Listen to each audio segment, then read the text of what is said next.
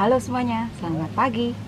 Pada kesempatan kali ini kita akan belajar bersama-sama tentang cara pembuatan sabun natural. Sabun natural ini bisa dilakukan oleh teman-teman semua, oleh ibu-ibu kreatif semua di rumah, karena bahan-bahan dan alat-alat yang dibutuhkan itu cukup mudah didapatkan.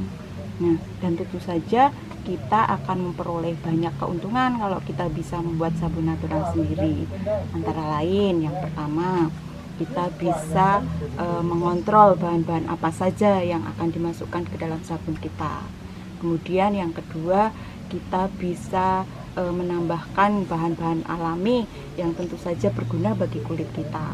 Misalnya kita bisa tambahkan madu, kita bisa tambahkan susu, kita bisa tambahkan jus sayuran, jus buah-buahan, ataupun kita bisa juga tambahkan nutrisi herbal yang variannya banyak sekali dan tentu saja gunanya juga banyak sekali. Di samping itu, kita juga bisa menghindari kandungan-kandungan zat yang berbahaya yang jika itu dipakai dalam waktu cukup lama itu akan membuat kulit kita menjadi cepat kering. Misalnya kandungan SLS. Kandungan SLS itu seperti kandungan deterjen, jadi memang membuat busa itu akan menjadi lebih banyak, tetapi kalau lama-kelamaan dipakai secara terus-menerus itu akan membuat kulit kita menjadi kering. Keuntungan yang lain juga yang menarik, kita bisa berkreasi dengan berbagai macam warna ataupun berbagai macam bentuk yang tentu saja itu akan membuat tampilan sabun natural kita menjadi lebih menarik. Nanti kalau itu dikembangkan akan bisa menjadi suatu bentuk sabun souvenir yang tentu saja itu menjadi peluang bisnis yang bisa menambah penghasilan kita.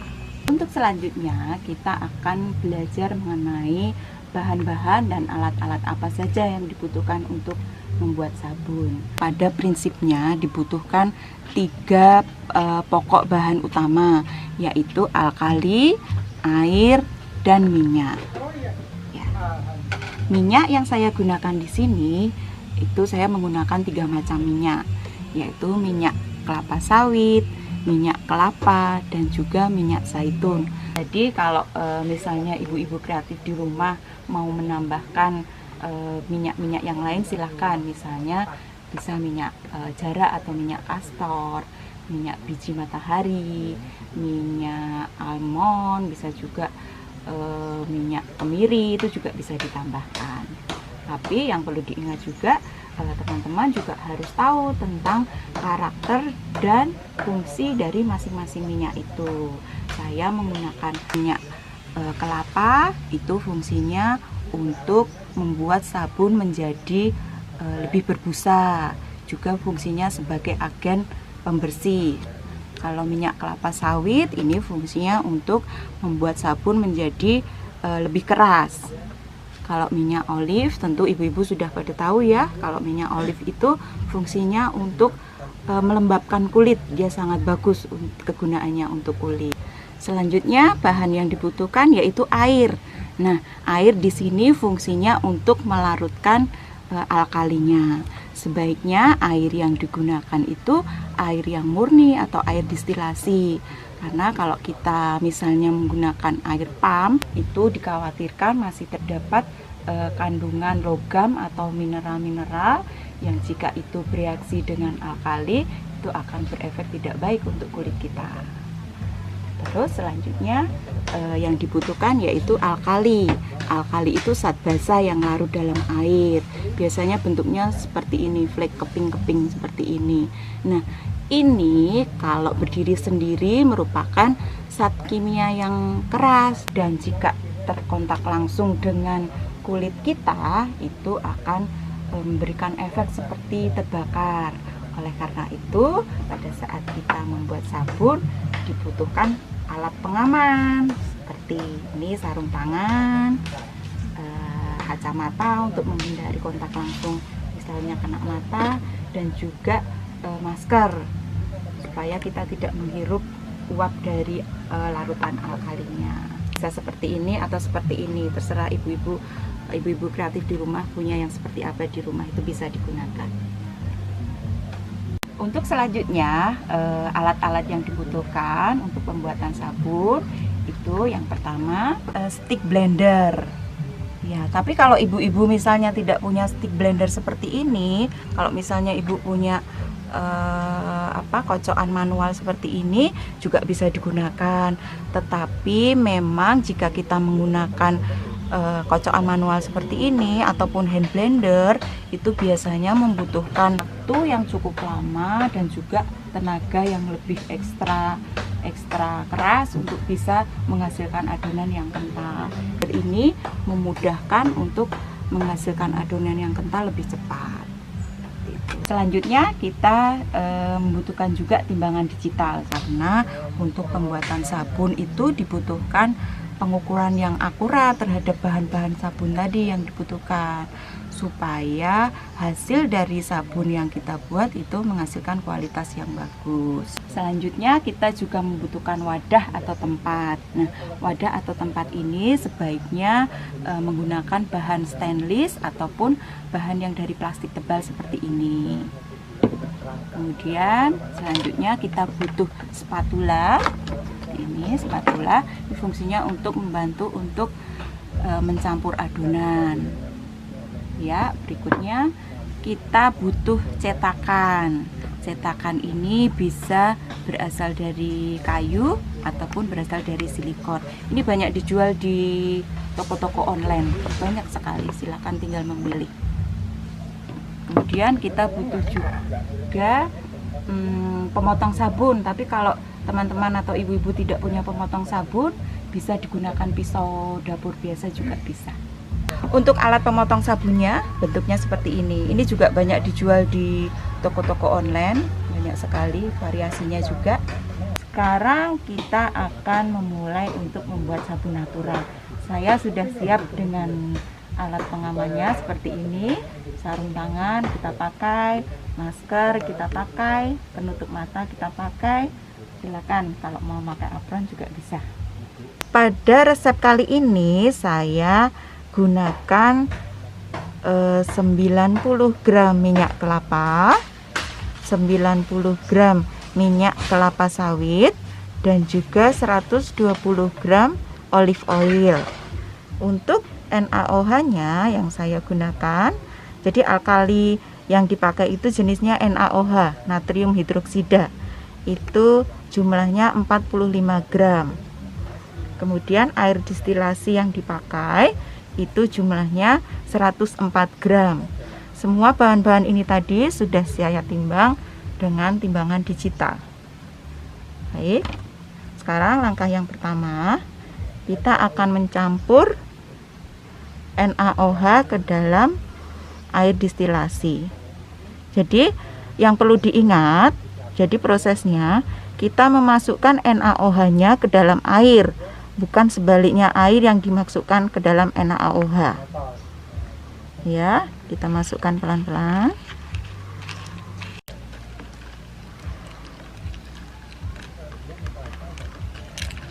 Kita aduk sampai tercampur rata.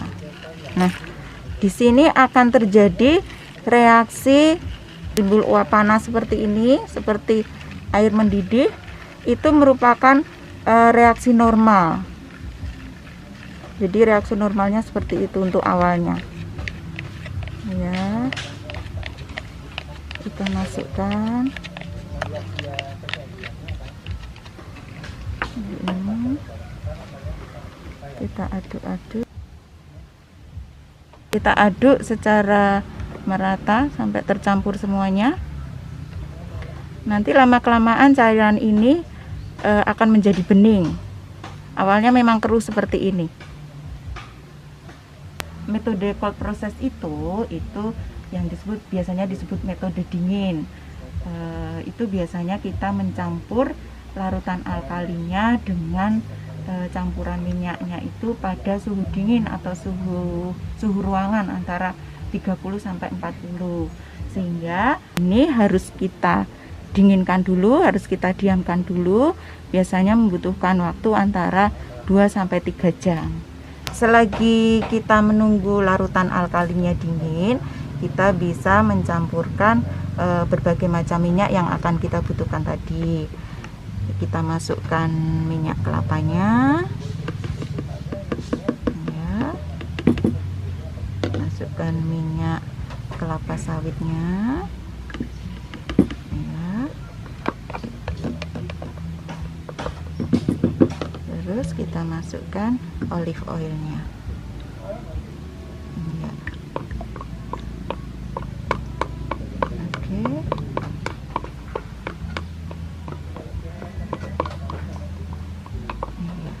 pada resep kali ini saya belum menambahkan berbagai macam nutrisi ataupun zat aditif lainnya, misalnya pewangi atau pewarna, karena pada kesempatan kali ini saya menginginkan sabun yang masih pure, dan supaya teman-teman semuanya, ibu-ibu kreatif, lebih mudah untuk mempelajarinya. Adonan dari ketiga minyak tadi kita tap-tap, kita aduk secara manual dulu supaya tidak ada rongga-rongga udara yang tersisa, karena kalau masih ada rongga-rongga udara, nanti pas kita masukkan dalam cetakan dan kita potong, itu akan menyisakan rongga-rongga udara di dalam sabun kita.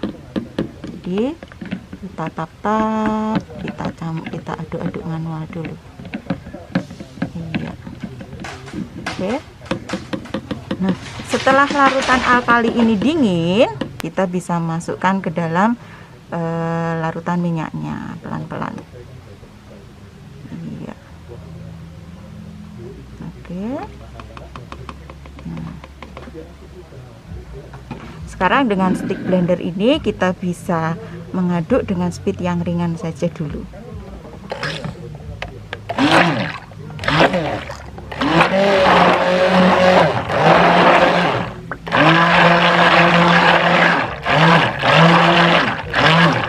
Kita aduk sampai menghasilkan adonan yang cukup kental, yang biasa disebut adonannya itu sudah mencapai tris, atau nanti bentuknya seperti jus alpukat atau seperti puding fla. Ini belum ya, masih encer.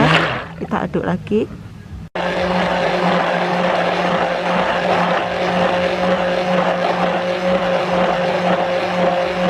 Dalam mengaduk, kadang berhenti dulu, diaduk manual. Ini belum trace ya, masih belum berjejak. Kalau sudah trace itu nanti kental dan akan meninggalkan jejak. Kita aduk lagi.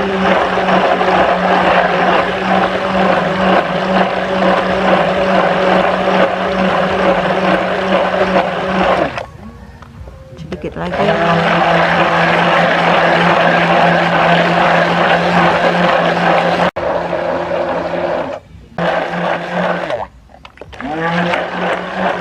Ini hampir mencapai trace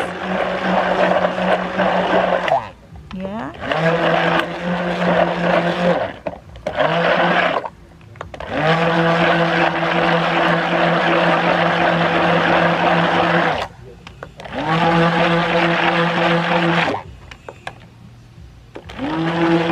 Nah, sekarang kita lihat adonan ini sudah mencapai trace, ditandai dengan adonan sudah kental. Terus kalau kita goyang-goyangkan itu akan meninggalkan jejak seperti ini. Nah, dan bentuknya seperti jus alpukat ataupun seperti puding fla. Iya. Kalau sudah seperti ini, kita hentikan pengadukan dan adonan siap dicetak. Ya, kita bersihkan. Untuk cetakan kayu seperti ini, itu sebaiknya dilapisi dengan kertas minyak seperti ini, ataupun bisa juga dengan plastik, ataupun ada juga nanti yang di atasnya sudah ada cetakan silikon, tapi mungkin yang paling sederhana seperti ini. Nih, bisa dicoba. Sekarang kita masukkan adonannya ke dalam cetakan pelan-pelan. Ya, kita masukkan ya.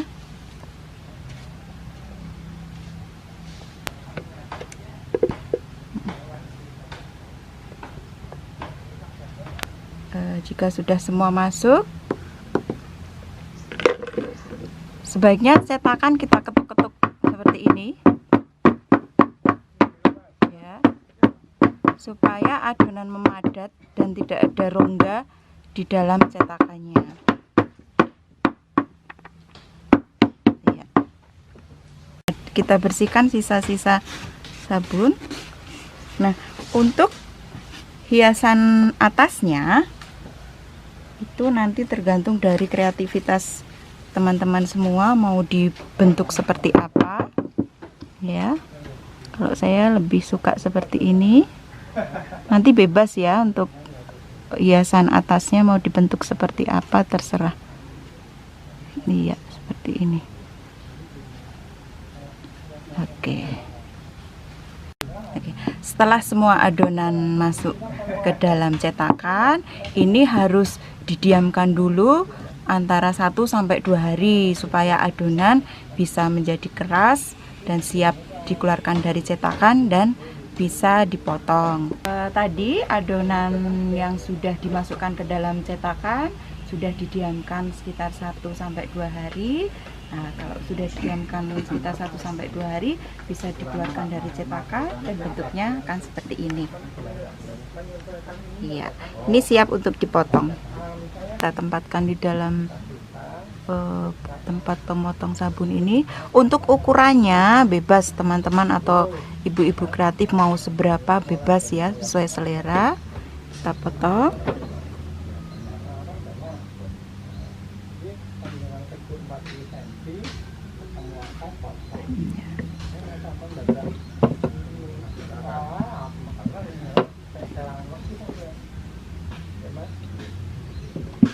Hasilnya seperti ini. Cukup cantik bukan? Iya. Kita lanjutkan potong ya.